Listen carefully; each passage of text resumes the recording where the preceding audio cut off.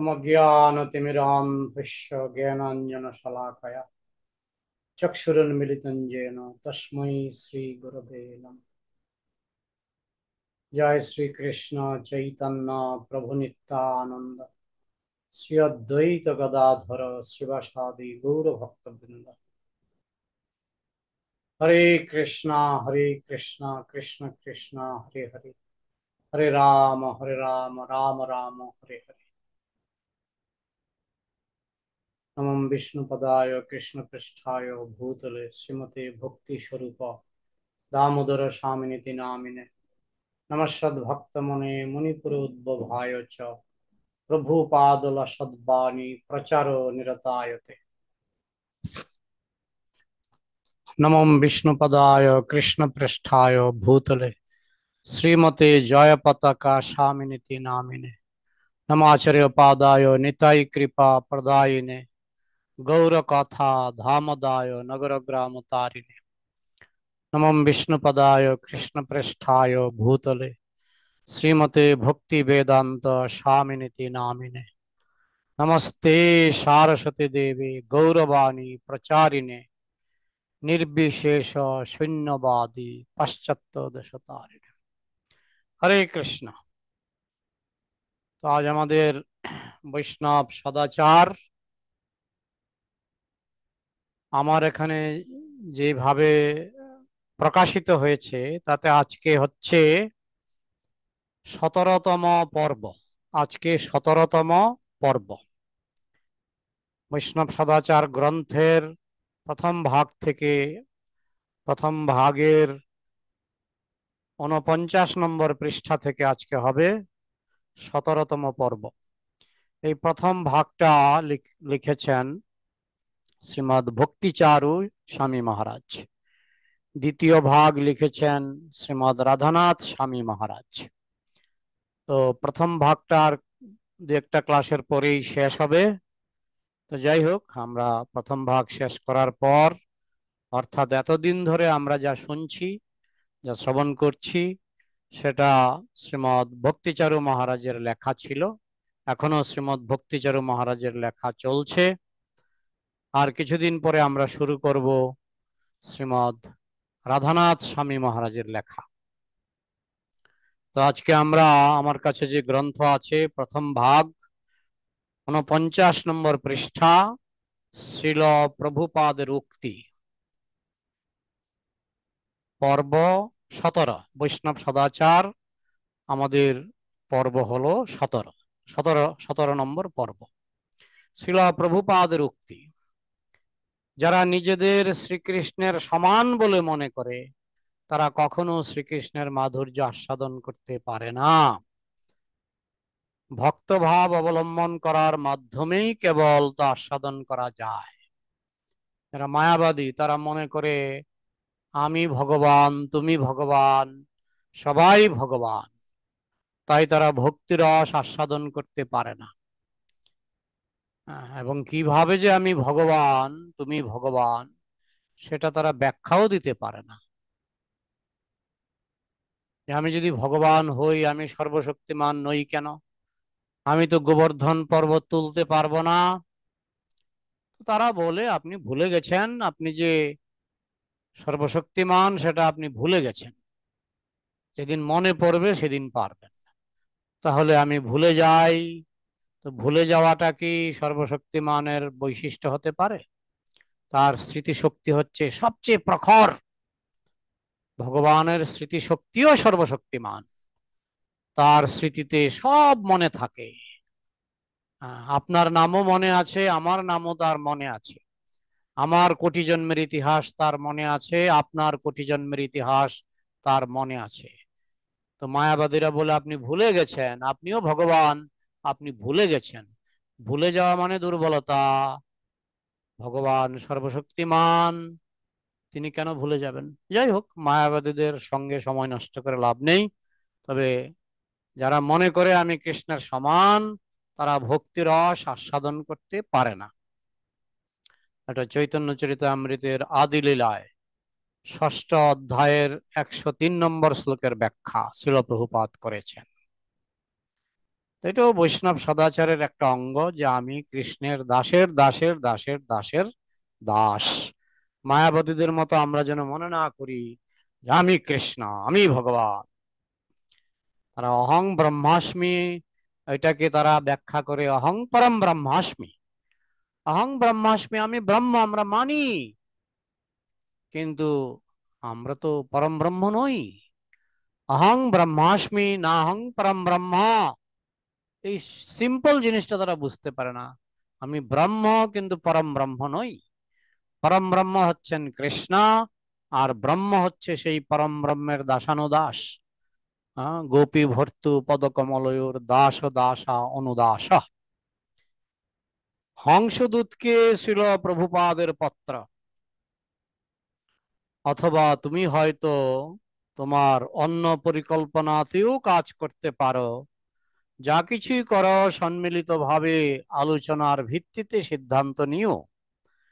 তুমি যদি এইরূপ সম্মিলিতভাবে এগোও, তবে যথার্থ সিদ্ধান্ত নিতে আরো জোর পাবে।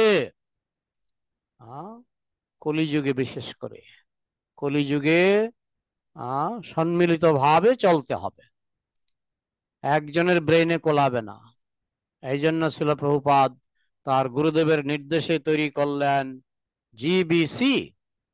জিবিসি গভর্নিং বডি কমিশন, যেখানে 30-40 জন সদস্য আছে, সবাই মিলে আলোচনা করে কোনো সিদ্ধান্ত নেয়। বড় বড় সিদ্ধান্তগুলি, যে সিদ্ধান্তের মাধ্যমে ইসকন পরিচালিত হয়, সেই সিদ্ধান্তগুলি কেউ একা নিচ্ছে না। ইসকনে জিবিসিরা সম্মিলিতভাবে সিদ্ধান্ত নিয়ে থাকে। যাই হোক, এইভাবে কলিযুগে বিশেষ করে সংঘ শক্তি, কলিযুগে একটা কথা আছে এরকম, কলিযুগে একসঙ্গে একসঙ্গে সিদ্ধান্ত সিদ্ধান্ত নিতে হবে, একসঙ্গে আলোচনার মাধ্যমে সিদ্ধান্ত নিতে হবে। তো এটা একটা বৈষ্ণব সদাচার। আমি যেন আমার দাদাগিরি না করি। 10 জন কি বলে, মেজরিটি কি বলে, অন্তত যারা নেতৃস্থানীয় নেতৃস্থানীয় ভক্তরা কি বলে সেটা আমরা শুনবো। এবং মেজরিটি, নেতৃস্থানীয় মেজরিটি, আমরা আবার এই গণতন্ত্রের পথেও নই, কারণ গণতন্ত্রে পাগলও ভোট দিতে পারে। গণতন্ত্রে পাগলও মন্তব্য করতে পারে, নির্বোধ সেও, তারও সমান অধিকার। একজন বিজ্ঞানীর ভোট গণতন্ত্রে, একজন নোবেল পুরস্কার বিজয়ী বিজ্ঞানীর ভোট আর একজন বোকারামের ভোট গণতন্ত্রে সমান।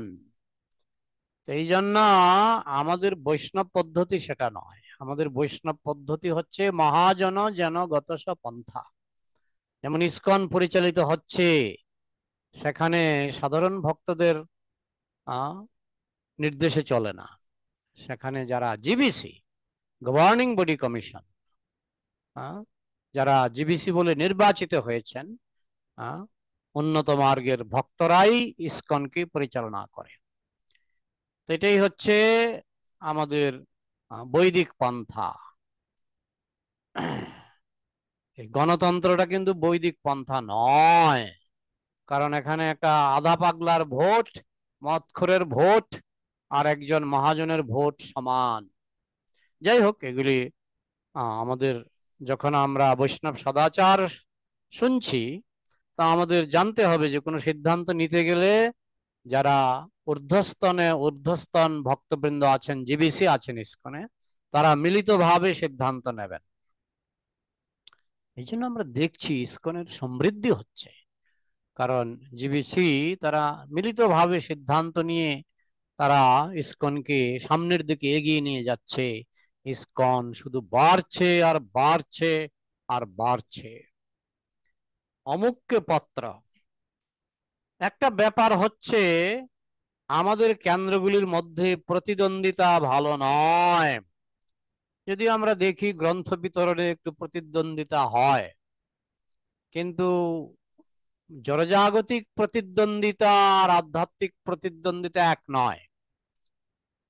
জড়জাগতিক প্রতিদ্বন্দ্বিতা তারা বিভিন্ন উদ্দেশ্যে করে থাকে, কিন্তু আধ্যাত্মিক প্রতিদ্বন্দ্বিতা শুধু একটাই উদ্দেশ্যে। তুমিও চাইছো কৃষ্ণকে খুশি করতে, আমিও চাইছি কৃষ্ণকে খুশি করতে, চন্দ্রাবলী চাইছে কৃষ্ণকে খুশি করতে, শ্রীমতী রাধারানী চাইছে কৃষ্ণকে খুশি করতে, টার্গেট একটাই।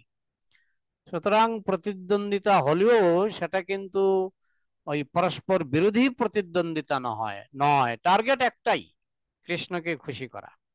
হ্যাঁ, এই জন্য বলা হচ্ছে যে আধ্যাত্মিক জীবনে প্রতিদ্বন্দ্বিতা ভালো নয়, সহযোগিতার উপর গুরুত্ব দিতে হবে, প্রতিযোগিতা নয়, সহযোগিতা। হ্যাঁ, যেমন বম্বে বুক ডিস্ট্রিবিউশনে কোনো কোনো বছর ফার্স্ট হয়, এবং আমাদের মায়াপুর কখনো কখনো ফার্স্ট হয়, কিন্তু সহযোগিতা আছে। বম্বের যে শ্রীমৎ গোপাল কৃষ্ণ মহারাজ, যিনি দেহত্যাগ করেছেন, তিনি মায়াপুরের বুক ডিস্ট্রিবিউশনে আসতেন, পরামর্শ দিতেন যাতে মায়াপুরের বুক ডিস্ট্রিবিউশন আরো উন্নতি করতে পারে। কিন্তু তিনি তো বম্বে থেকে তার বুক ডিস্ট্রিবিউশন চালাতেন, কোনো কোনো বছর ফার্স্ট হয়ে যেতেন, আবার কোনো কোনো বছর মায়াপুর ফার্স্ট হয়ে যেত। তো যাই হোক, প্রতিদ্বন্দ্বিতা শত্রুতামূলক নয়, মিত্রতামূলক।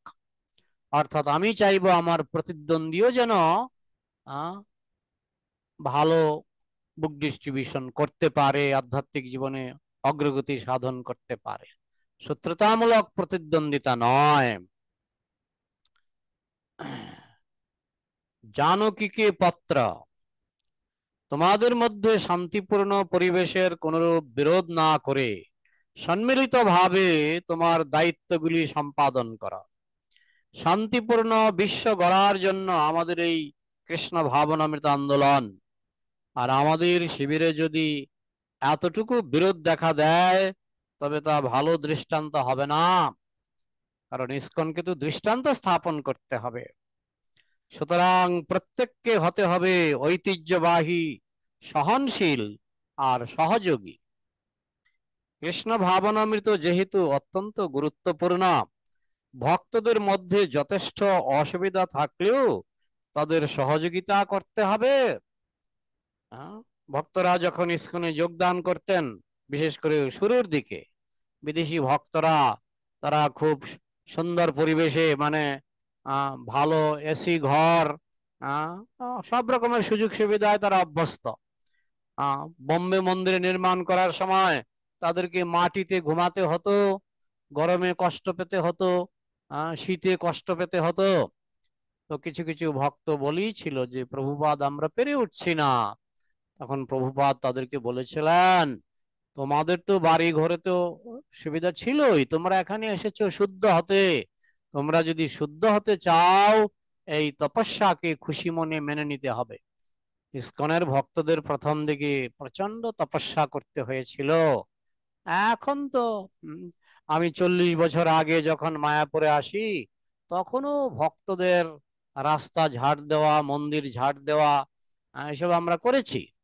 কিন্তু এখন তো দেখি বাইরের বেতনধারী কর্মচারীরা এসব করে, ভক্তদের খুব একটা করতে দেখি না। তো যাই হোক, এখন অনেক সুযোগ সুবিধা হয়ে গেছে, এখন ভক্তদের অনেক সুযোগ সুবিধা হয়ে গেছে, অনেক কিছুই বেড়েছে, স্ট্যান্ডার্ড বেড়েছে। তো যাই হোক, প্রভুপাদের আমলে ভক্তদের খুব কষ্ট করতে হয়েছে। একদিকে কষ্ট করতে হয়েছে, আরেকদিকে প্রভুপাদ খুব ভালো প্রসাদের ব্যবস্থার উপর তিনি খুব নজর দিতেন। আমি শুনেছি প্রভুপাদ থাকাকালে যে প্রসাদ দেওয়া হতো, সেই প্রসাদ এখন অনেক জায়গায় দেওয়া হয় না। আমি যখন কলকাতা ইস্কন মন্দিরে জয়েন করি, প্রতিদিন কি ফার্স্ট ক্লাস প্রসাদ। পরে আমি গিয়েছিলাম, আগের সেই স্ট্যান্ডার্ড আর নেই। তো যাই হোক, প্রভুপাদের আমলে প্রসাদের স্ট্যান্ডার্ড খুব ভালো ছিল।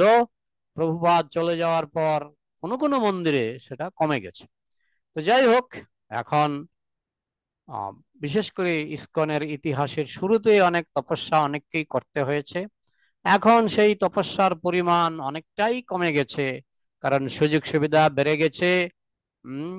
ইসকনের আর্থিক সম্বল বেড়ে গেছে।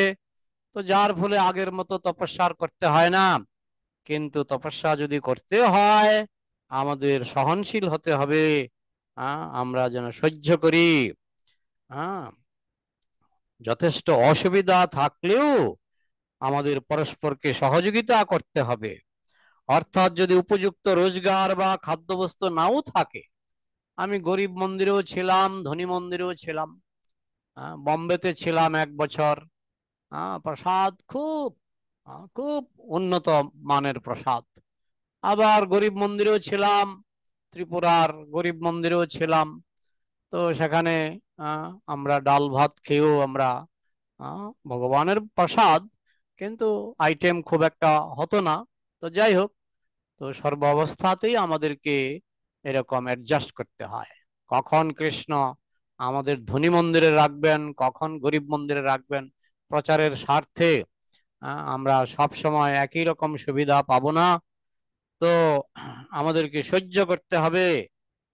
যদি উপযুক্ত রোজগার বা খাদ্যবস্তু নাও থাকে, জড়জগৎ একটা সমুদ্রের মতো, ঢেউ সর্বদাই থাকবে। সমুদ্র আছে মানেই ঢেউ থাকবে। শান্ত সমুদ্রে কেউ স্নান করতে পারবে না। যদি কেউ সমুদ্রে সাঁতার কাটতে যায়, স্নান করতে যায়, ঢেউয়ের সঙ্গে তাকে কুস্তি করতেই হবে। তো জড়জগৎটা হচ্ছে সমস্যার ঢেউ, এখানে থাকবেই, সমস্যার ঢেউ এখানে থাকবেই। তো ভক্তদের সব সহ্য করতে হবে। এই সমস্যার মধ্যেও পাণ্ডবরা 12 বছর বনবাসে কাটিয়েছিলেন, 1 বছর অজ্ঞাতবাসে কাটিয়েছিলেন। তাদেরকে অনেক তপস্যা করতে হয়েছিল, তাদের অনেক সহ্য করতে হয়েছিল। প্রহ্লাদ মহারাজকে অনেক অত্যাচার সহ্য করতে হয়েছিল তার বাবার কাছ থেকে। সোজা কথা, ভক্তদের জীবনে সমস্যা আসলেও সেটা হাসি মুখে সহ্য করতে হবে, সহ্য করতে হবে। উপেন্দ্রকে পত্র। সংকীর্তন আন্দোলনের প্রচার ও প্রসারের জন্য আমার সমস্ত শিষ্যকে সহযোগিতা করে সম্মিলিতভাবে কাজ করতে হবে। তোমরা যদি একত্রে কাজ করতে না পারো, আমার কাজ বন্ধ করে দিতে হবে। আমাদের সমাজ একটি বৃহৎ পরিবারের মতো। আমাদের সম্পর্ক হবে ভালোবাসা ও বিশ্বাসের উপর আধারিত। আমাদের মধ্যে বিদ্বেষ ভাব ছাড়তেই হবে, আর বুদ্ধিমানের মতো এগিয়ে যেতে হবে। তোমার গুরু ভ্রাতাদের থেকে সহায়তা গ্রহণ করবে। তাই শিল প্রভুপাদের একটি বিখ্যাত উক্তি, আমাকে যদি খুশি করতে চাও, আমাকে যদি সন্তুষ্ট করতে চাও, তাহলে কোঅপারেট ইচ আদার। তোমরা গুরু ভাইয়েরা যেন পরস্পর পরস্পরকে সহযোগিতা করো, প্রতিদ্বন্দ্বিতা শত্রুতা যেন না হয়। আমরা যেন পরস্পরকে সহযোগিতা করি। শিল প্রভুপাদ দেহত্যাগের আগেও কথা বারবার মনে করিয়ে দিয়েছেন, if you want to please me then cooperate. তোমরা পরস্পরকে সহযোগিতা করো, তাহলেই শিল প্রভুপাদ সন্তুষ্ট হবেন। আশা করি ইসকনে এই সহযোগিতা এখনো চলছে। তাই একই মঠে একাধিক গুরু দীক্ষা দিয়ে থাকেন, একই মঠে বিভিন্ন গুরুর শিষ্যরা থাকেন। তো সহযোগিতা না থাকলে তো সেটা সম্ভব নয়। পৃথিবীতে এরকম কোনো মঠ আমরা মানে খুবই আমি তো শুনিনি যেখানে এই গুরু শিষ্যের প্রতিদ্বন্দ্বিতা চলছে না। কিছু কিছু মঠ তো এক গুরু, একজন গুরু, দুইজন গুরু সেখানে অনুমোদিত নয়। কিন্তু ইসকনে বহু গুরু, বহু গুরু। এক মায়াপুরে আমি দেখেছি অনেক একাধিক গুরু আছেন এবং তারা সেখানেই দীক্ষা দিচ্ছেন। মায়াপুরে তাদের বেশপূজায় আমাকে নিমন্ত্রণ করা হয়, আমি বিভিন্ন গুরুর বেশপূজায় আমি গিয়েছি। তো দেখতে পাচ্ছি মায়াপুরেই আছে, মায়াপুরেই আছে। এরকম সব মন্দিরেই বিভিন্ন গুরুর শিষ্যরা থাকে। তো এটা হচ্ছে ইসকনের সাফল্যের আরেকটি চাবিকাঠি। তো সংকীর্তন আন্দোলনের প্রচার ও প্রসারের জন্য আমার সমস্ত শিষ্যকে সহযোগিতা করে সম্মিলিতভাবে কাজ করতে হবে। তোমরা যদি একত্রে কাজ করতে না পারো, আমার কাজ, কথা নয়, কে কথা বলছে, আমার কাজ বন্ধ করে দিতে হবে। আমাদের সমাজ একটি বৃহৎ পরিবারের মতো। আমাদের সম্পর্ক হবে ভালোবাসা ও বিশ্বাসের উপর আধারিত। আমাদের মধ্যে বিদ্বেষ ভাব ছাড়তেই হবে, আর বুদ্ধিমানের মতো এগিয়ে যেতে হবে। তোমার গুরু ভ্রাতাদের থেকে সহায়তা গ্রহণ করবে, সহযোগিতা, পরস্পরকে কোঅপারেট করা, এটা প্রভুপাদের নির্দেশ। কীর্তনানন্দকে পত্র। হ্যাঁ, জিবিসির প্রকৃত যোগ্যতা হলো নিয়মগুলি পালন করা। আমি জিবিসি হয়ে গেলাম, কিন্তু 4টা নিয়ম যদি পালন না করো তুমি জিবিসি হওয়ার যোগ্য নও।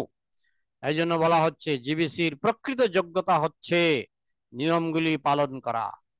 আমরা সবকিছু সহজ করে দিয়েছি যাতে তারা এই ধরনের পদের জন্য যোগ্যতা অর্জন করতে পারে। তার মধ্যেও দেখা যাচ্ছে মাঝে মধ্যে কেউ কেউ নিয়ম ভঙ্গ করছে। তোমার সিদ্ধান্ত খুবই ভালো, প্রশংসনীয়। জিবিসি হও আর যেই হও না কেন, তুমি সর্বদা কৃষ্ণের দাস, সেটাই প্রয়োজন। অর্থাৎ নিয়ম কানুনগুলি মানতে হবে। ষোলমালা জপ, মঙ্গলারতি, মঙ্গলারতি, ষোলমালা জপ, তারপরে 4টা নিয়ম, তো এইগুলি যদি করতে না পারি তাহলে ভক্ত হিসাবে আমার অহংকার করার কিছু নেই। তবে এগুলি করতে পারলেই যে অহংকার করব তাও নয়, কিন্তু এগুলি আমাদের করা উচিত।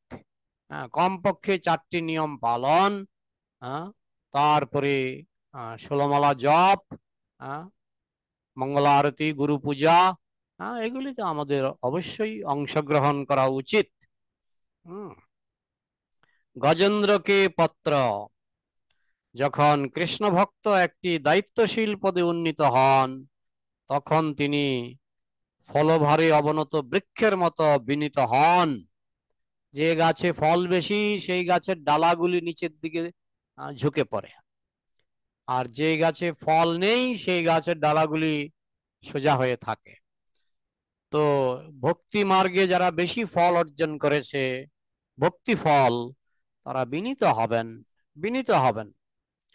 যখন কৃষ্ণ ভক্ত দায়িত্বশীল পদে উন্নীত হন, তিনি কখনো অহংকারে স্ফীত হন না। ঠিক যেমন একটি গাছ ফলে ভর্তি হলে বিনীত এবং নিচু হয়ে যায়, মহাত্মা কৃষ্ণ ভক্ত তৃণাপেক্ষাহীন তৃণাদপি শুনিছেন ও ফলভারে অবনত বৃক্ষের মতো বিনীত। যেহেতু কৃষ্ণ ভক্ত কৃষ্ণের প্রতিনিধি হিসাবে আচরণ করেন, তাই তিনি পরম দায়িত্ব সহকারে তার কর্তব্য সম্পাদন করেন। যে গাছে ফল বেশি সেই গাছই নুয়ে থাকে। তো যে বৈষ্ণবের মধ্যে ভক্তি ফল ধরেছে, সেই বৈষ্ণব জিবিসি হোক আর তিনি যে কোনো বড় পজিশনে থাকুক না কেন, টেম্পল প্রেসিডেন্ট ইত্যাদি ইত্যাদি, যে কোনো বড় পদে থাকুক না কেন, তিনি বিনীত থাকবেন। তিনি বিনীত থাকবেন যেহেতু তিনি ভক্তি ফলে তিনি পরিপূর্ণ। যে গাছে ফল বেশি সেই গাছ নুয়ে পড়ে, ঠিক সেরকম ভক্তি ফল যার মধ্যে ধরেছে সে বিনীত থাকবে। শ্রীল প্রভুপাদ বলেছেন তিনি তার শিষ্যদের নারী নক্ষত্র সব জানেন। শ্রীল প্রভুপাদ, একজন ভক্ত অবৈধ সঙ্গে লিপ্ত ছিলেন, কেউ জানতো না, কারণ সে কাউকে বলেনি। প্রভুপাদ বললেন এটা ঠিক করছো না, তুমি যেটা করছো না এটা ঠিক হচ্ছে না। কি প্রভুপাদ? এই যে তুমি যে অবৈধ সঙ্গ করছো এটা ঠিক হচ্ছে না, ছাড়ো।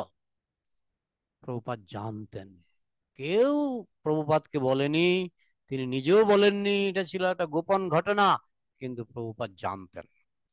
এইভাবে প্রভুপাদ বলছেন যে তিনি তার শিষ্যদের নারী নক্ষত্র সব জানেন। সম্প্রতি তিনি লক্ষ্য করছেন যে ওরা বেশি প্রচার না করে পরিচালন ব্যবস্থা নিয়েই মগ্ন। প্রচারে মন নেই, কেবল পরিচালনা পরিচালনা ম্যানেজমেন্ট। তিনি তার সচিবকে বলেছিলেন জিবিসিরা যেন গদি আঁকড়ে বসে থেকে ক্ষমতার কেন্দ্রীয়করণ না করে, অনাসক্ত হয়ে সন্ন্যাস গ্রহণ করে আর পরিব্রাজক হয়ে প্রচারক হয়। এখন তিনি আদেশ দিয়েছেন তারা যেন প্রশাসনিক দায়িত্ব পরিত্যাগ না করে, তবে বৈরাগ্যযুক্ত ভাবে প্রশাসনিক ম্যানেজমেন্টে থাকলে এই নয় যে আমি বড় পজিশনে চলে গেলাম, সুতরাং আমি আমি ভালো খাবো, ভালো সব সুযোগ সুবিধা নেব, কিন্তু ভাবটা থাকবে সন্ন্যাসীর ভাব, বৈরাগ্যযুক্ত ভাব। শিলা প্রভুপাদের পদাঙ্ক অনুসরণ করে প্রচার ও জীবিসি সুলভ প্রশাসনের দায়িত্ব দুটোই পালন করতে হবে। শিলা প্রভুপাদ বলছেন, তুমি জীবিসি এক বড় পজিশনে আছো, সেই দায়িত্ব অবশ্যই পালন করবে, কিন্তু প্রচার থেকে পিছিয়ে যাবে না। সন্ন্যাসীর মতো হয় সন্ন্যাস গ্রহণ করো, কিংবা সন্ন্যাসীর মতো ঘুরে বেড়াও। কোনো এক জায়গায় যেন আসক্ত হয়ে সেখানকার পজিশনের সুযোগ সুবিধা ভোগ করার চেষ্টা না করো। কৃষ্ণাবেশ দেবী দাসীকে পত্র, আমার অনুরোধ, তুমি ওখানকার জিবিসি মন্দিরের সভাপতি বা ওই ধরনের কর্তৃপক্ষের আদেশ পালন করতে চেষ্টা করো, ওদের সঙ্গে সুন্দরভাবে সহযোগিতা করো। আমাদের আন্দোলন ভালোবাসা আর বিশ্বাসের উপর আধারিত। আমরা যদি সহযোগিতা না করি, তবে কি রকম সে ভালোবাসা আর বিশ্বাস? সমস্ত নিয়মগুলি কঠোরভাবে পালন করা, যেন ব্যতিক্রম না হয়। ষোলমালা জপ, পাঠে যোগদান আর মঙ্গল আরতি, প্রভুপাদ নিজে বলছেন, নিজে লিখছেন, তাহলেই সবকিছু ঠিক হয়ে যাবে। তাহলে কি বললেন? ষোলমালা জপ করতেই হবে, পাঠে যোগদান করতেই হবে, ধারাবাহিক প্রতিদিন প্রতিদিন যেমন আমরা খাচ্ছি, প্রতিদিন তো প্রসাদ গ্রহণ করছি, তাহলে প্রতিদিন কর্ণের মাধ্যমেও পাঠ শ্রবণ করতে হবে। এবং মঙ্গল আরতি প্রভুপাদ উল্লেখ করে দিয়েছেন, মঙ্গল আরতি। প্রভুপাদের আমলে আমি একটা নোটিশ দেখেছিলাম, প্রভুপাদের নিজে হাতে লেখা নোটিশ, বলেছিলেন নো মঙ্গল আরতি নো প্রসাদ, মঙ্গল আরতি যাবে না, প্রসাদ পাবে না। আমরা এরকম কত কত ভক্ত আছে মঙ্গল আরতি উঠতে পারে না। সেগুলি দেখতে হবে। আমাদের মন্দিরের স্ট্যান্ডার্ড 4:30টার মধ্যে মঙ্গল আরতিতে উপস্থিত থাকতে হবে। কৃষ্ণদাসকে ছিল প্রভুপাদের পত্র, শরণাগতির এই পদ্ধতি অহৈতুকী। অহৈতুকী মানে কোনো হেতু নাই যে আমার এই সুবিধা দরকার, এটা দরকার, সেটা দরকার। আনুগত্য মানে এই নয় যে আমার যেটা ভালো লাগবে সেটাতেই কেবল অনুগত থাকবো। শরণাগতি মানে যে কোনো অবস্থায় যেন আমাদের শরণাগতি বজায় থাকে। শরণাগতির গুরুত্বপূর্ণ অঙ্গ কি? সম্মিলিত ভাবে কাজ করতে হবে, আমি সেটাই কামনা করি। শ্রীল প্রভুপাদ বলছেন, আমি চাই তোমরা সম্মিলিত ভাবে সেবা করো। তোমরা যদি ব্যক্তিগত স্বার্থে একে অপরের সাথে বিবাদ করো, সেটা শরণাগতি নয়। যমুনা দেবীকে পত্র, কৃষ্ণ ভাবনামৃত মানেই কৃষ্ণের সঙ্গে পূর্ণ সহযোগিতা, আর কৃষ্ণ মানেই পরিকর সহ কৃষ্ণ, দলবল সহ কৃষ্ণ। এটা আমাদের সর্বদা মনে রাখতে হবে। যখন আমরা একটা গাছের কথা বলি, তাতে গাছের মূল, গাছের কাণ্ড, মোটা ডাল, সরু ডাল, পাতা, ফুল সবকিছুকেই বোঝায়। তদ্রূপ কৃষ্ণকে ভালোবাসা মানে কৃষ্ণের সঙ্গে সঙ্গে তার নামকে ভালোবাসতে হবে, তার খ্যাতি, তার গুণ, তার পরিকর মানে তার দলবল, তার ধাম, তার ভক্ত, সবাইকে ভালোবাসতে হবে। এইভাবে আমি কৃষ্ণকে ভালোবাসি কিন্তু তার ভক্তকে ঘৃণা করি, এরকম হলে চলবে না। এবার মন্দিরের আচরণ সম্পর্কে ধ্যান ও নিবেদন। নন্দরানী ও কৃষ্ণা দেবীকে ছিল প্রভুপাদের পত্র, তোমাদের প্রতি আরেকটি নিবেদন, মন্দিরের সবকিছু খুব পরিষ্কার পরিচ্ছন্ন রাখবে, মন্দির যেন ঝকঝক তকতক করে। কৃষ্ণের কোনো কিছু স্পর্শ করার পূর্বে প্রত্যেকের হাত ধোয়া উচিত। আমাদের সবসময় মনে রাখা উচিত যে কৃষ্ণ হচ্ছেন পরম পবিত্র, আর তদ্রূপ পরম পবিত্র ব্যক্তিরাই কেবল তার সঙ্গ লাভ করেন। সুচিতার উত্তরণী ভগবত্তা, পবিত্র থাকতে হবে, শুচি, নিয়মিত স্নান করা, প্রতিদিন ধোয়া কাপড় পরা, দাঁত ঠিকভাবে মাজা, এইভাবে, এবং মন্দিরের চারিপাশে যেন ময়লা না জমে, ময়লা যাতে না জমে। একবার শিল প্রভুপাদ মায়াপুরে ঘুরছিলেন শিষ্যদের সঙ্গে, হঠাৎ করে একটা জায়গায় দেখলেন আবর্জনা। শিল প্রভুপাদ বললেন, এখানে আবর্জনা কেন? তো একজন ভক্ত বলছেন, এটা অমুকের দায়িত্ব। আমি নামটা ভুলে গেছি। অমুকের দায়িত্ব উনি করেননি। প্রভুপাদ বললেন, তাকে এখন ডাকো। তো ডাকতে গেছে, গিয়ে দেখে জপ করছে। তো খবর পাঠালো, আই এম জপিং, এরকমই লেখা আছে, আমি যেটা পড়ছিলাম প্রভুপাদের কনভারসেশন গ্রন্থে। উনি বলেছেন আই এম জপিং। তখন প্রভুপাদ বলছেন, হু ইজ জপিং, হু ইজ জপিং, কল হিম। প্রভুপাদ তাকে ডাকিয়ে আনলেন, জপ টপ ছাড়ো, আগে এই জায়গাটা পরিষ্কার করো। তুমি যদি পরিষ্কার পরিচ্ছন্ন না থাকো, ওই নোংরা জায়গায় বসে জপ করো, নোংরা মন্দিরে নোংরা জায়গায় জপ করো, তোমার জপের কোনো স্ট্যান্ডার্ড নেই। ভালো জপ মানে তুমি যেখানেই থাকবে একদম পরিষ্কার পরিচ্ছন্ন থাকবে। আমি জপ করি বলে আমি ধোয়া কাপড় পরতে পারলাম না, বাসি কাপড় পরে জপ করলাম, তো কাপড় ধোয়ার সময় পাইনি কারণ জপ করছি। হ্যাঁ, ওইসব অজুহাত চলবে না, ওইসব অজুহাত চলবে না। যমুনা দেবীকে পত্র অর্চনে সামান্য পরিবর্তনে কিছু যায় আসে না। প্রকৃত করণীয় হলো প্রেম এবং ভক্তি। প্রেম ভক্তি থাকলে অর্চনে সামান্য ভুল ত্রুটি তো হতেই পারে, হয়। হ্যাঁ, মূর্খ বদতি বিষ্ণায়, ধীর বদতি বিষ্ণবে, উভয়স্তু সমং পুণ্যম ভাবগ্রাহী জনার্দন। যে মূর্খ, সে যখন পূজা করে, অর্চন করে, তখন সে বলে ওম বিষ্ণায় নমঃ, ভুল মন্ত্র। শুদ্ধ মন্ত্রটা হলো ওম বিষ্ণবে নমঃ। এখন মূর্খ সে হয়তো বলছে ওম বিষ্ণায় নমঃ, বিষ্ণায় নয়, বিষ্ণবে, বিষ্ণবে। কিন্তু উভয়স্তু সমং পুণ্যম, উভয় ক্ষেত্রে পুণ্য সমান। যে বলছে ওম বিষ্ণায় নমঃ, সে যদি 100% পুণ্য পায়, যে বলছে ওম বিষ্ণবে নমঃ, সেও 100% পাবে। তাহলে ভাবগ্রাহী জনার্দন, জনার্দন মন্ত্রের ভুল ত্রুটিটা অত দেখে না, তিনি দেখেন ভাবগ্রাহী জনার্দন, তিনি মনের ভাবটা দেখেন। মনে তুমি কতটুকু নিরহংকার, মনে তুমি কতটুকু কৃষ্ণ প্রেমিক, সেটাই কৃষ্ণ দেখেন। কীর্তনানন্দকে পত্র প্রসাদের ব্যাপারে আমি কখনোই মালকানিজিকে মন্দিরে রান্না করতে অনুমোদন করিনি। মনে হচ্ছে তার দীক্ষা হয়নি। উনি দীক্ষিত নন, অবশ্যই তিনি হিন্দু, কিন্তু দীক্ষিত নন। তাই তিনি মন্দিরে যেন রান্না করতে, তাই তিনি মন্দিরে রান্না করতে পারেন না। কোনো বেতন করার আধুনি আমাদের কাম্য নয়, মন্দিরে স্বতন্ত্রভাবে রান্না করা ভালো। দ্রষ্টব্য বস্তুত শুধুমাত্র ব্রাহ্মণ দীক্ষা প্রাপ্ত শিষ্যরা এই মন্দিরে রান্না করতে পারেন। এখন সব মন্দিরে সেরকম পর্যাপ্ত ব্রাহ্মণ দীক্ষা প্রাপ্ত ভক্তের ভক্ত নেই, অনেক মন্দিরে নেই। কারণ ব্রাহ্মণ দীক্ষা তো চাইলেই দেওয়া হবে না। আমি কোনোদিন মঙ্গল আরতি যাই না, আমাকে ব্রাহ্মণ দীক্ষা দাও। হ্যাঁ, তো এরকম ব্রাহ্মণ দীক্ষা নিয়ে কোনো লাভ নাই। হ্যাঁ, তো যাই হোক, তো যারা ব্রাহ্মণ দীক্ষা প্রাপ্ত তারাই রান্না করার, ভগবানের জন্য রান্না করার যোগ্যতা তাদের হয়।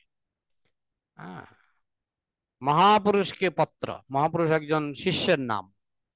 হ্যাঁ, অদীক্ষিত ভক্তরা, ক্লাস চলছে এখন। হ্যাঁ, অদীক্ষিত ভক্তরা রন্ধনশালার ভক্তদের নির্দেশ অনুসারে সেবা করতে পারে। হ্যাঁ, যারা দীক্ষা পায়নি তাদেরকে হয়তো ব্রাহ্মণ দীক্ষা প্রাপ্ত ভক্ত তাদেরকে হয়তো বলে দিল, এখানে তোমরা একটু সবজিটা বানাও। মানে বানাও মানে রান্না নয়, তারা কেটে কুটে তারা সবজি বানিয়ে দেবে। এখানে একটু বাসনটা ধুয়ে দাও। কিন্তু তারা সরাসরি রান্নায় যেতে পারে না। প্রচলিত প্রথা অনুসারে ভারতবর্ষে মন্দিরের পূজারীরা বাইরের কোনো লোককে স্পর্শ পর্যন্ত করেন না, এবং বাইরের লোককে স্পর্শ করে মন্দিরে প্রবেশ করেন না। মন্দিরে ভগবানের শ্রী বিগ্রহ আরাধনার এটি একটি গুরুত্বপূর্ণ অঙ্গ। বাইরের লোককে ছুতে নেই, কেননা তুমি হয়তো পায়খানা করে স্নান করনি, আমি তোমাকে ছুঁয়ে দিলাম, এই জন্য বাইরের লোককে স্পর্শ করতে নাই। যারা মন্দিরের পূজারী তারা বাইরের লোককে স্পর্শ করবে না। হ্যাঁ, বাইরে বহু লোক আছে পায়খানা করে স্নান করে না। হ্যাঁ, তো এইসব লোককে স্পর্শ করে পূজা করা যায় না। তমাল কৃষ্ণকে পত্র, শ্রী বিগ্রহগণ খুশি, দর্শন করে এরূপ অনুভব করা যায়। তুমি দর্শন করলে বুঝতে পারবে শ্রী বিগ্রহগণ খুশি না অখুশি। তুমি বর্ণনা করেছো আমাদের লন্ডন মন্দিরের শ্রী শ্রী রাধাকৃষ্ণ অপূর্ব সুন্দর। হ্যাঁ, সেটাই আদর্শ সেবার মূল্যায়ন। শ্রী বিগ্রহগণকে দর্শন করে আমরা যদি বোধ করি যে তারা খুশি, সেটাই হবে আমাদের সেবার সার্থকতা। আমাদের মন্দিরের শ্রী বিগ্রহগণ খুশি, সর্বত্র এরূপ দর্শন পাওয়াই আমাদের কাম্য। শ্রী বিগ্রহগণকে দর্শন করে যদি মনে হয় যে তারা খুশি নন, ভক্তরা বুঝতে পারে শ্রী বিগ্রহের মুখের দিকে তাকিয়ে আজকে ভগবান রাগ করে আছেন, রেগে আছেন, অসন্তুষ্ট। আবার ভগবানের মুখের দিকে তাকিয়ে, বিগ্রহের মুখের দিকে তাকিয়ে তারা বুঝতে পারে যে ভগবান আজকে প্রসন্ন, খুশি। তো যদি মনে হয় যে খুশি নন, তৎক্ষণাৎ বুঝতে হবে আমাদের সেবায় নিশ্চয়ই কোথাও ত্রুটি আছে। শিল প্রভুপাদ বলেছেন যে জয়পুরের বিগ্রহ সেবা আদর্শ স্থানীয়। তাই কোনোদিন যদি জয়পুরে যেতে পারেন, জয়পুরের বিগ্রহ হচ্ছে আদর্শ। তা ইস্কনের সর্বত্র প্রবর্তন করা যেতে পারে। প্রভুপাদ বলছেন ইস্কনের পূজা অর্চনা যেন জয়পুরের আদলে, জয়পুরে যেভাবে হচ্ছে সেইভাবে যেন ইস্কনের পূজা অর্চনা হয়। বহিরাগত ভক্তরা যখন ভগবানকে নিবেদনের জন্য ফুলের মালা পূজারীকে দেন, পূজারী ওই মালা ভগবানকে নিবেদনের পর সেই ভক্তকে একটি ছোট্ট কাঠির অগ্রভাগে তুলুর সঙ্গে নিবেদিত সুগন্ধি, কাঠি দিয়ে ওই কাঠির আগে তুলুর মধ্যে সুগন্ধ সহ একটি প্রসাদী মালা প্রদান করবেন। তো এইভাবে ভগবানকে নিবেদনের পর সেই ভক্তকে, যে ভক্ত মালাটা দিলেন, তাকেও বিনিময়ে কিছু দেওয়ার চেষ্টা করতে হবে।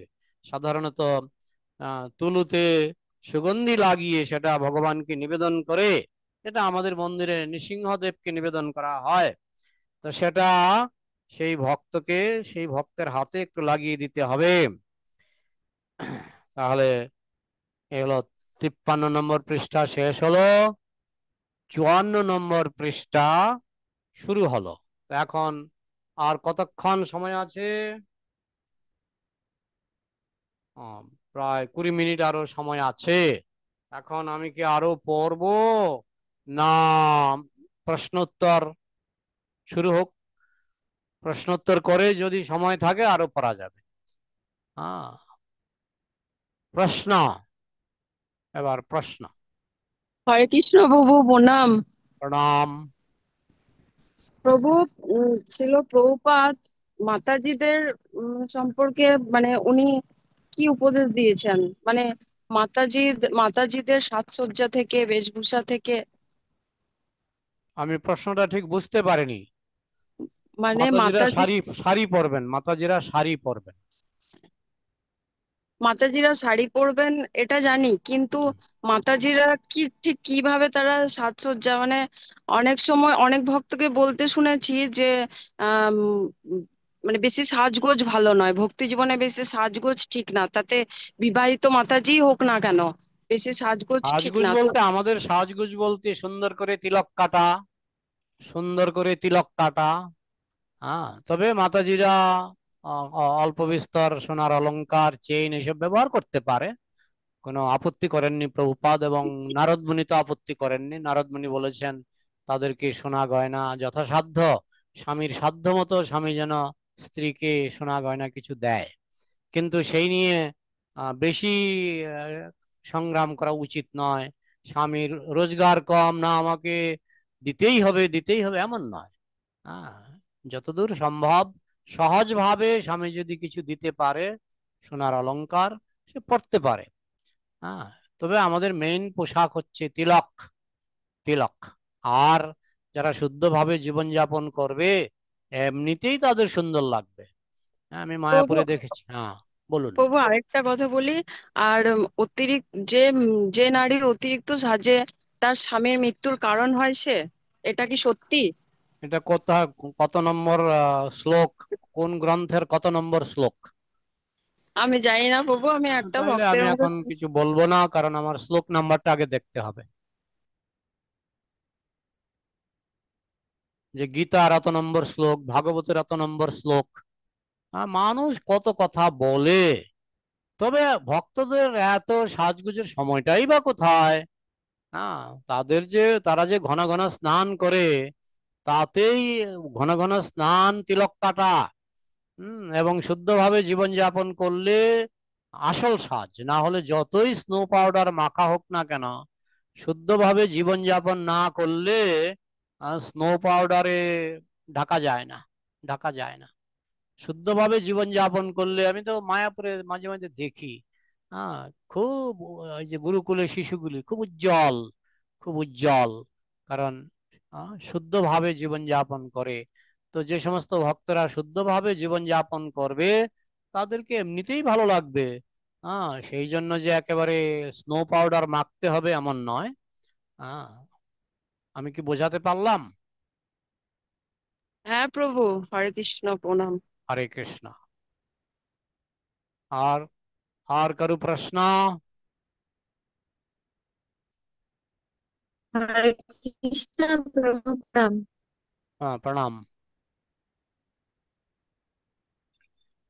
প্রভু, আমার কোশ্চেন হচ্ছে কি যে কেউ যদি ভক্তি মার্গ থেকে মানে ভ্রষ্ট হয়ে যান, তাহলে হুম, তার ধনীর ঘরে বা ব্রাহ্মণ পরিবারে জন্ম হয়। তো তার একটা এভাবে তার একটা সুযোগ মেলে। কিন্তু যদি সে সেই সুযোগটা পেয়েও যদি সে পূর্বের কথা যদি তার না মনে থাকে, সে যদি পুনরায় জলজাগতিক কার্যে লিপ্ত হয়, তাহলে তার কি গতি হবে? যেমন ভরত মহারাজ হয়েছিলেন, উনি হরিণের শরীর প্রাপ্ত হয়েও ওনার পূর্বজন্মের কথা মনে ছিল, কারণ হুম। তিনি ভাব ভক্তি পর্যন্ত গেছিলেন, কিন্তু আমরা তো ততদূরও যেতে পারিনি। সেই অবস্থায় যদি ভ্রষ্ট হয় বা আর একটা সুযোগ মিললেও তার যদি পূর্বের কথা মনে না থাকে, সে যদি পুনরায় জড়জাগতিক কার্যে লিপ্ত হয়ে যায়, তাহলে তার কি গতি হবে? এখন মৃত্যুর পরে, যেমন বৃন্দাবনে যে বানরগুলি, প্রভুপাদ বলেছেন এরা আগের জন্মে বৈষ্ণব ছিল। বৃন্দাবনে যে বানর ঘুরে বেড়ায়, প্রভুপাদ বহু জায়গায় বলেছেন এরা আগের জন্মে বৈষ্ণব ছিল, অপরাধ করে বৃন্দাবনে বানর হয়েছে। তাদের যদি বৃন্দাবনে মৃত্যু হয়, এটাই হবে তাদের শেষ জন্ম। হ্যাঁ, তো যাই হোক, সবসময় যে বৈষ্ণবের ঘরে জন্ম হবে তা নয়। কখনো বৃন্দাবনে পশু পাখি হয়েও জন্মাতে পারে। আর বৈষ্ণবের ঘরে জন্ম নিলেও তার যদি মতিগতি না হয়, তার একাধিক জন্ম লাগবে। কিন্তু কৃষ্ণ তাকে ছাড়বে না। যে একবার এই ভক্তি পথ ধরেছেন, ভগবানকে ভুলে গেলেও ভগবান তাকে ভুলবেন না। কোনো না কোনো জন্মে, তার হয়তো একাধিক জন্ম লাগবে, বহু জন্ম লাগতে পারে, কিন্তু ভগবান তার পেছনে লেগে থাকবেন, সে যাতে কোনো না কোনো জন্মে শুদ্ধ ভক্ত হতে পারে। বুঝতে পারলেন? হ্যাঁ প্রভু। আচ্ছা, আর কারো কিছু প্রশ্ন?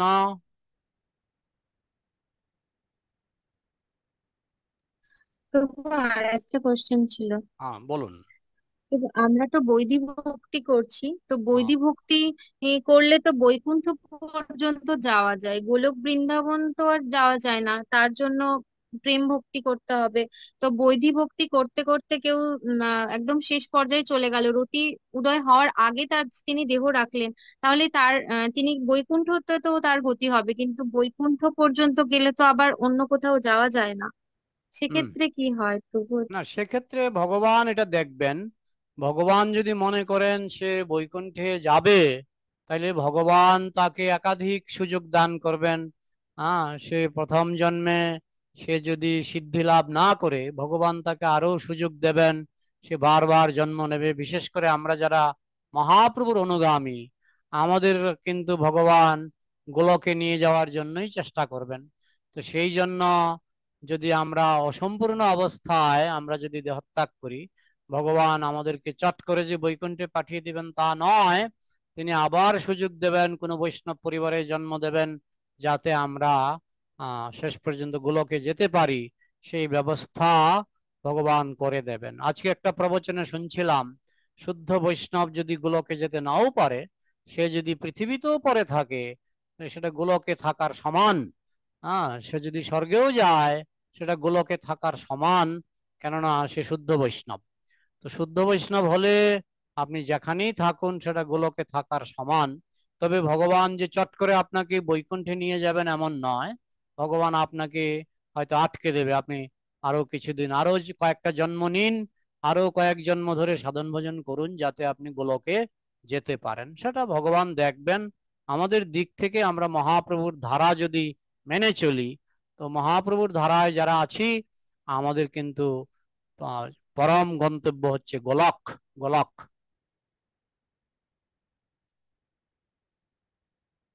সেটা ভগবান দেখবেন, যাতে আমরা গোলকে যেতে পারি। সেই জন্য তিনি চট করে আপনাকে বৈকুণ্ঠে নিয়ে যাবেন না, তিনি আপনাকে একাধিক সুযোগ দেবেন, বারবার জন্ম দেবেন, যাতে আপনি গোলকে যাওয়ার যোগ্যতা অর্জন করতে পারেন। আমি কি বোঝাতে পারলাম? হ্যাঁ প্রভু। আচ্ছা, আর কি প্রশ্ন? হরে কৃষ্ণ প্রভু, আমার আরেকটা প্রশ্ন আছে। বলুন। বলছি প্রভু, আমাদের গুরুদেব উনি কিন্তু সর্বাবস্থায় চান, মানে ওনার ইচ্ছা যে আমরা যেন এ জন্মেই ভগবত ধামে ফিরে যাই। তো হুম। গুরুদেবের ঐকান্তিক ইচ্ছা এটা। হুম। আর কোনো ভগবত ধামে পেরোতে গেলে ভাগবতমে পড়েছি যে 100% যোগ্যতা লাগে ওখানে যেতে। তো হুম। কেউ যদি, মানে তার যদি পূর্ণ মাত্রায় আন্তরিকতা থাকে যে না আমি এ জন্মেই যেতে চাই, আর হুম। তার যদি যোগ্যতা অতটা, মানে আন্তরিকতার তুলনায় যোগ্যতা যদি উম কিছু কম থাকে, হুম। তাহলে সেক্ষেত্রে সে, মানে তার তার আন্তরিকতাটা অনুযায়ী মানে তার গতিটা কতখানি, মানে কি হতে পারে আর কি। শিলা প্রভুপাদ বলেছেন, আহ মোটামুটি 70-80% যদি ভক্তি থাকে, তাহলে কৃষ্ণ তাকে গোলকে নিয়ে যাবেন। হ্যাঁ, মিনিমাম 70% বা 80% ভক্তি থাকলে কৃষ্ণ তাকে গোলকে নিয়ে যাবেন। তো এই জন্য আমাদের কম পক্ষে তো 70-80% ভক্তি আমাদের অর্জন করতে হবে। হ্যাঁ, বোঝা গেল? হ্যাঁ প্রভু। আচ্ছা, তাহলে প্রভু, এটা কি নির্ধারিত না আমাদের আন্তরিকতার উপর নির্ভর? এটা তো বিচার করবেন বিচারক কৃষ্ণ। আমি খাতা লিখেছি, আমি অঙ্ক পরীক্ষা দিয়েছি, এখন আমি 100-তে 90 পাবো না 100-তে 100 পাবো, এটা তো আমি বলবো না, এটা বলবে মাস্টার মশাই। ঠিক তেমনি আমার আন্তরিকতা যাচাই করবেন কৃষ্ণ। আমি মনে করছি আমি আন্তরিক, কৃষ্ণ ভাবছেন না তুমি আন্তরিক নও। আবার আমি ভাবছি আমি আন্তরিক নই, আবার কৃষ্ণ বলছেন বা ভাবছেন যে তুমি আন্তরিক। সম্পূর্ণটাই নির্ভর করবে কৃষ্ণের বিচারের উপর। আমি কি বোঝাতে পারলাম? হ্যাঁ প্রভু। ঠিক আছে। এবার আর কারো, মাতাজি একা অনেকগুলি প্রশ্ন করেছেন, ধন্যবাদ। কিন্তু আর কেউ প্রশ্ন করবে না? আরো 10 মিনিট আছে, আরো 10 মিনিট আছে।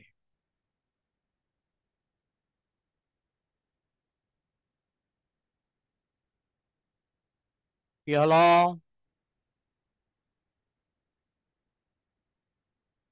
কারো কিছু প্রশ্ন নেই? তদ্বিদ্ধি প্রণিপাতে ন পরিপ্রশ্নেন সেবয়া। প্রশ্ন থাকতে হবে, প্রশ্ন থাকতে হবে। হ্যাঁ, তাহলে প্রশ্ন না থাকলে আমি কিন্তু এখানে সমাপ্তি ঘোষণা করব। প্রশ্ন কি আছে কারো? শুভঙ্গী, শুভঙ্গী মাতাজি, প্রশ্ন আছে?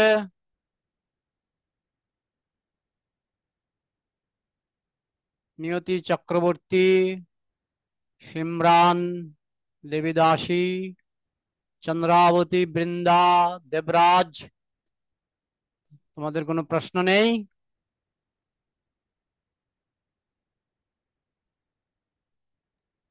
তাহলে প্রভু, এই রাখছি। ক্লাসটা হ্যাঁ। কি প্রত্যেক সোমবার সোমবার হবে?